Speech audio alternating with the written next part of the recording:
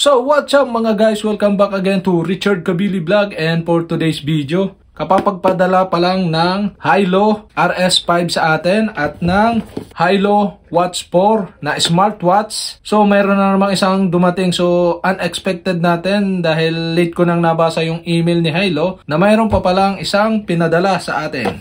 Ito ang Hilo Watch 4S. So ito isa, walang S, dinugsungan lang ng S. At ang difference niya is, ito is kudrado, ito bilog. Yan, ang pagkakaiba ng 4S. So, i-unboxing natin to ngayon. Kaya naman, okay, buksan na natin at excited tayo for this Hilo Watch 4S. Yan guys, buksan na natin. So, siguro ang pinagkaiba nga lang nito, yung hugis niya, yung laman niya, ganun pa rin. So, atin na siyang buksan. Ano nga bang meron dito? So, ito is 1.43 AMOLED display, tapos Bluetooth call, meron na rin, GPS, so accurate satellite positioning, tapos always on display. Yun, ito, kakaiba dito, always on display. Tapos 120 plus workout modes. So voice assistant, so easy voice operation. So ayan guys, yan. So makikita nyo yung itsura niya, yan, ganyang bilog, at atin na siyang bubuksan.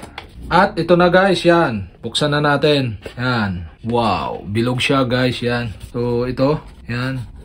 Buksan na natin. At ito ang kanyang laman, yan guys. Kita nyo. So may sticker pa siya dito, yan.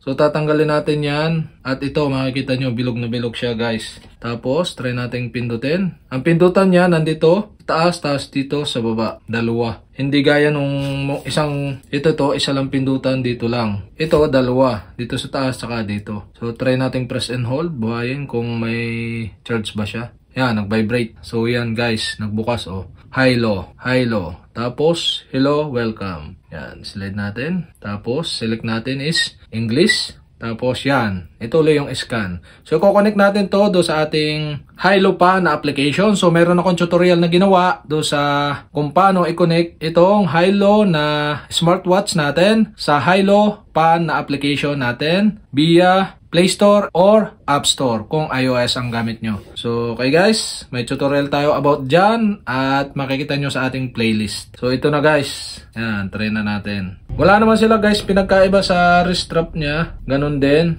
Yan. At bakit nga ba ako pinadalhan nitong Watch 4S na to? So, sabi dun sa email natin is meron silang promo ngayong July 27 hanggang August 7 ngayong taong to. Kaya naman, ano pang hinihintay nyo? So, Hilo Watch 4S smartwatch na ang piliin nyo. Hey, yan, ito na. Suot na natin. So, ano pa nga bang nandito pa sa loob nito? Bukod dito sa relo. Yan, ito. Yung pinakang charger niya. Yan. USB type. Tapos, magnetic yung charger niya dito. Ito, USB type. So, isasaksak lang natin sa USB. Tapos, kukonek lang natin doon sa likod. Magnetic naman siya, guys. Hindi siya nababaliktad. Once na ayaw magmagnet, naikot doon sa kabila pa ganun. Reverse lang. Tapos, ito pa. So, may another na wrist strap dito na available yan. So, kaparehas lang nung nandito. So, reserva to, reserva. Tapos, ito, wipes. Yan, wipes. Dry 1 and wet is yung 1. Dry is yung 2. Yan. Tapos, nandito yung manual niya. Yan, ito yung manual. Tapos, ito yung pinakang kasama niya na pre-pa. Yan, panlagay dito para hindi ma-scratch yung pinakang screen niya guys. Kaya pala meron nito. Wipes at saka wipes 1 and wipes 2. Yung 1 is wet and yung 2 is yung dry. So, ilalagay ito dito. So, papahidin muna ninyo wet. Kasunod yung dry, tapos dikit nyo na para safety ang screen ng inyong Hilo Watch 4S na smartwatch.